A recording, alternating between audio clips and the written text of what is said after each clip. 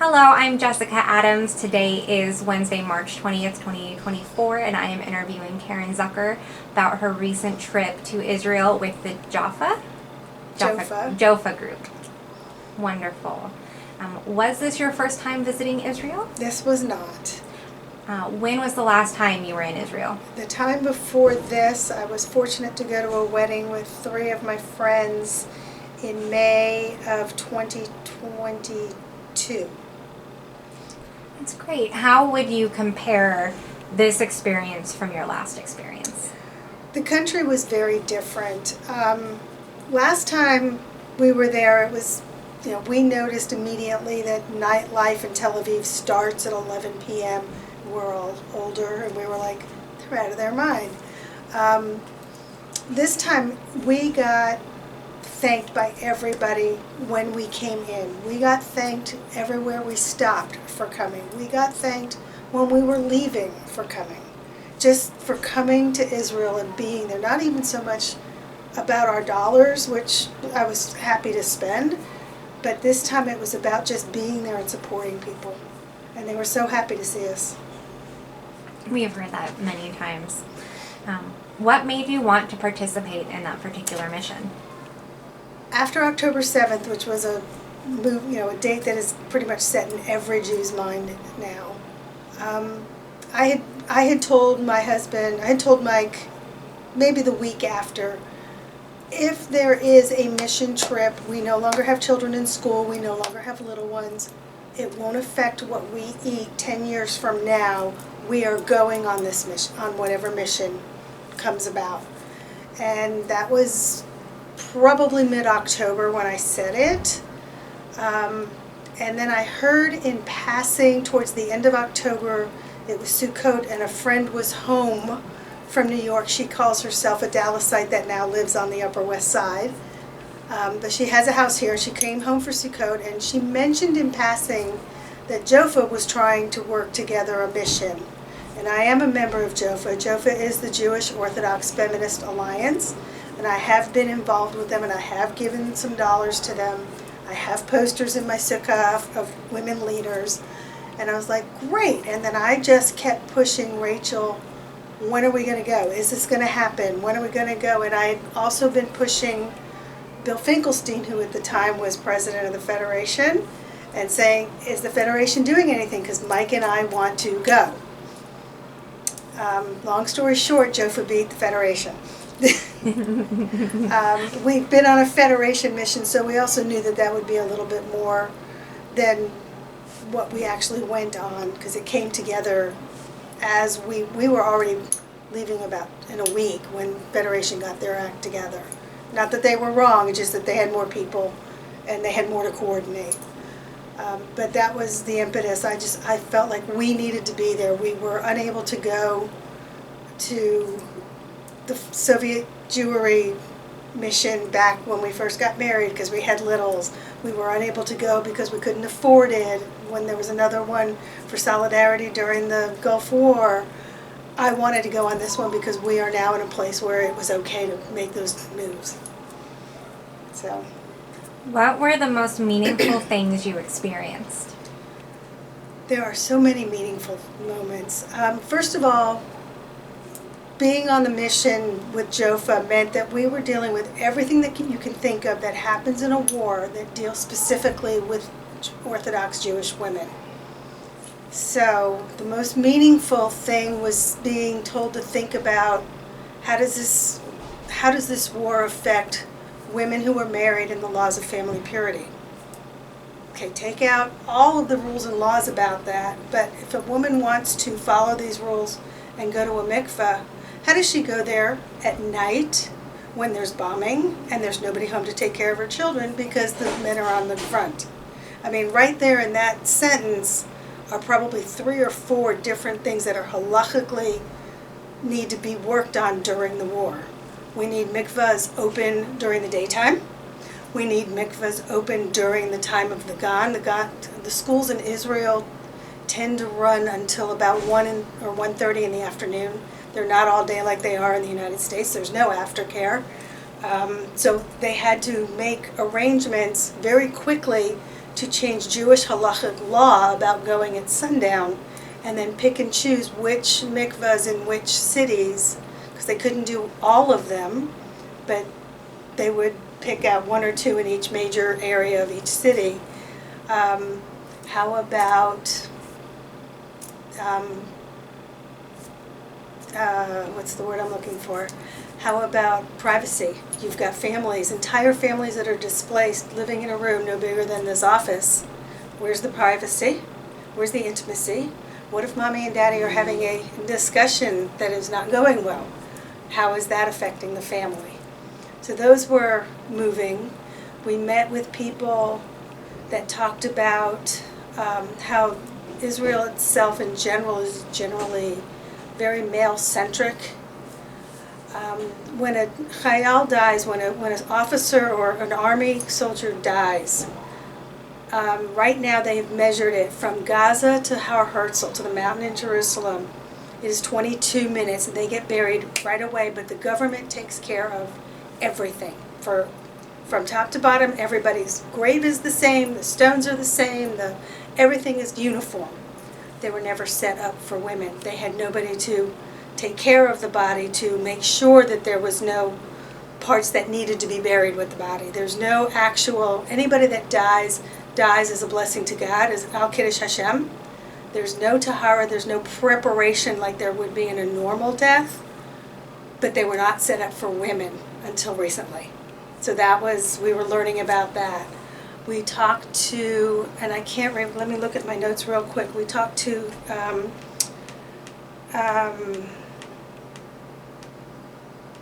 oh my goodness, we talked to the woman that was working with the sex crimes. Her name is Dr. Kochav Elkayim Levy. She's chair of the Civil Commission on October 7 Crimes by Hamas Against Women and Children. That was incredibly moving. The very first night that we were there, Mike and I chose to go in a little early.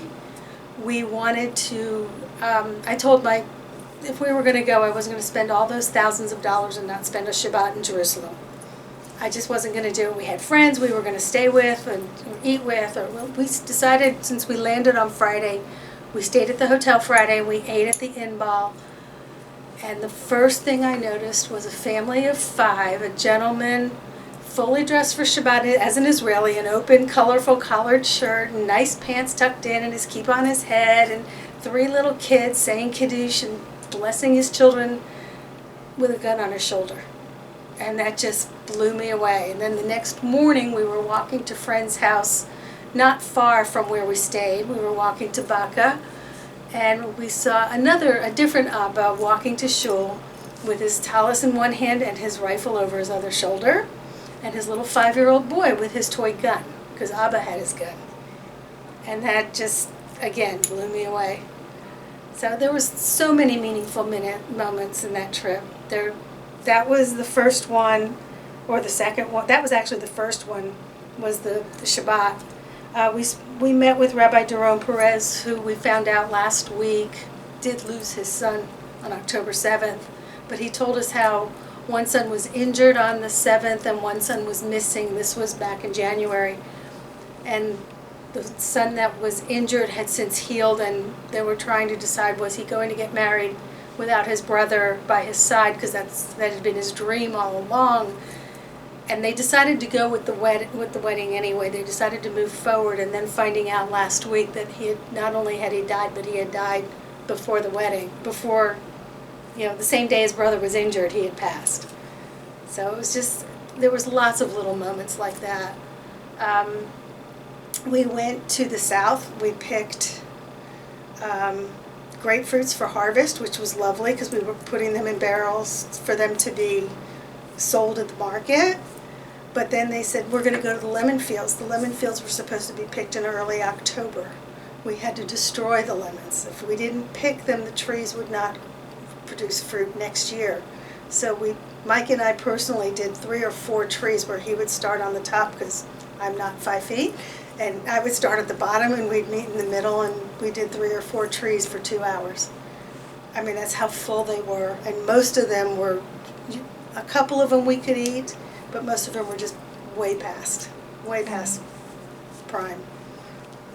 So, and there was just, I can't tell you, there were so many, and when we were in the South, we heard gunfire and artillery. So we never heard sirens. We saw scrambler jets a couple of times, but we were never told to take cover. But we could hear it, and it was a little frightening while you're in a tree. It's kind of like thunder, but it was a clear blue sky. Wow. Wow. What would you like people to know about what you experienced, aside from sharing the stories? I want people to know that it is safe in Israel, that the army, that the government, with all of its problems from whatever side of the Israeli government you are on, will take care of you. Our itinerary was changed. We never got to a hospital for security reasons, and we did other things. I think that has part to do with why we moved from grapefruits to lemons. It may have been a proximity issue, but we never made it to a hospital because they changed our itinerary and we had to flip some things around and different speakers. And just that the people are so grateful that you're there. I'm stopping at customs on the way in because for whatever reason my husband's passport will not scan in any airport. We stopped on the way in and they thanked us. We had to stop for the same reason because his passport would not scan on the way out. We had to go to customs on the way back to the States. And again, take what we've told you and tell our story. And make sure people know that it's safe to come, and make sure that people know that you are our front line outside of Israel. So it's powerful. What would you like to see happen based on what you experienced? Well, I'd like to see peace on earth, but so would a lot of people. I would hope. Based on what I experienced, I would like to see the government in general be more receptive to changing some of the laws regarding women, specifically, like the laws of Aguna, which is something we talked about. And a woman, they had to decide if a man goes to war, can he give his wife a get? Because what if he's captured and they never find the body? If she doesn't have a get in her hand, she can never remarry. And that's something that has been happening before the war and will continue to happen unless this law changes after the war. But they are discussing that with the head rabbis of the different organizations and the different levels of Judaism. So, tell me about some of your adornments. Your tape let's number, see. I your am dog wearing, tag. the tape is the number of days. Today is 166 days since the hostages were taken. And if you look at the website where I get it from, it is now 167, because that's how many hours ahead they are. Mm-hmm. This says, and I can't say it in Hebrew, but except for the last word, which is akshav, is bring them home now. I usually wear a yellow ribbon, but it doesn't stick well to dry fit, and I can only blame the Yavna people who bought the jerseys. Oh, it's in your hair. Oh, there you go. That wasn't meant to be there. That's funny. I must just have, noticed that. Must have come off with the seatbelt. But I actually went to labels because I kept losing the backs of the lapel pins. That's clever. So I went to labels, but they don't stick very well on dry fit. But we wear them every day, my husband and I, and people ask, every day somebody asks what the number means. Do you know why the ribbon color changed from blue to yellow? As far as I know, the Hostage Family Forum took on yellow because it's the international symbol for hostages. It goes way back to Tony Orlando and tie a yellow ribbon around the old oak tree. So that's great. I had someone else ask the other day and we didn't have the answer. So that's really why the Hostage Family Forum took that on. That's great. Is there anything else you feel compelled to share? I've shared a lot. Pretty much in another 15 minutes. I'm pretty quick. I can go look at my notes real quick. I just want to make sure that you had an opportunity to say everything and just you wanted we talked to about say. Dr. Levy. We talked about Rabbi Shapiro. We talked about the fruit. Oh, we visited Kfar Aza, which is one of the kibbutzim that was destroyed. And the specific quote from a soldier named Ravid was, "I know I'm in uniform and literally on the front, but you have a front as well. You can do your service and do your part and take the stories home," which was really powerful. And seeing the actual site of Ra'im, which is where the Nova Festival was, and being given candles and being sent to go put your candle wherever you feel, and seeing a picture of us. We're fortunate to have 4 children. My 2 boys, this festival, they both would have been there. They're both fish heads. They're both trance music type people. And there was a picture in that field. My husband was not aware until later that I cried for 2.5 hours because I couldn't get past the picture that looked like Nachi. I just couldn't move beyond it. It was red hair and freckles and a scraggly, not quite grown in beard at 22, and I just couldn't move beyond it. And that was powerful. And we also heard gunfire there because it wasn't far from where we were in the South when we were picking. So it was just powerful. I would tell everybody, anybody that can go, whether the war is still going on, go. My daughter is there now. We actually just came home yesterday from babysitting so that our daughter could go on a mission to Israel with her synagogue in New York, and we were home with her 3 kids while her husband works during the day. So, and he happened to be there on a different mission when we were there. So, and 2 members of the Dallas mission were there, and I was there. And part of what I spoke about, because being on a different mission, was bearing witness means holding people's stories of pain. Bearing witness means retelling the stories of heroism. Bearing witness is about activism. Bearing witness means committing to act. Bearing witness means finding moments of light and hope. Out of the ashes, there were glimmers of hope. If you have the opportunity to go to Israel, you must take that opportunity. You need to show and profess over and over again that I stand with Israel, now and forever. Thank you very much for sharing your experiences. Oh, my pleasure. Anybody else that wants to ask, feel free.